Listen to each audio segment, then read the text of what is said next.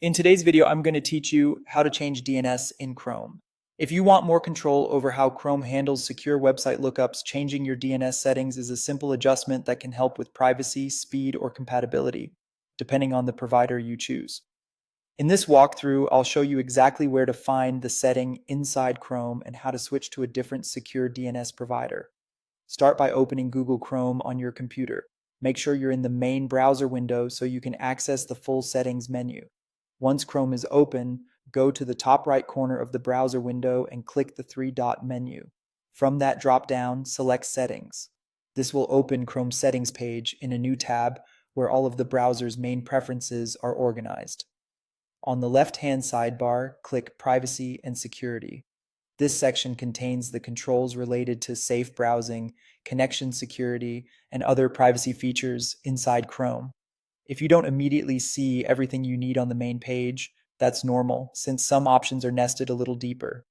Next, scroll down until you find Security and click it. This page includes settings related to how Chrome protects your browsing activity and handles secure connections. Now continue scrolling until you reach the Advanced section. Look for the option labeled Use Secure DNS and turn it on. Enabling this setting tells Chrome to use DNS over HTTPS when possible, which helps encrypt your DNS requests instead of sending them in a more exposed format. In simple terms, this can improve privacy and make your browsing lookups more secure. After that, choose the option to select another provider. You'll see a drop-down menu with several DNS providers available, such as Google Public DNS, Cloudflare, or OpenDNS. Click the drop-down and select the provider you want to use. If you already know the specific secure DNS service you prefer, you can also choose custom and enter a DNS over HTTPS URL manually.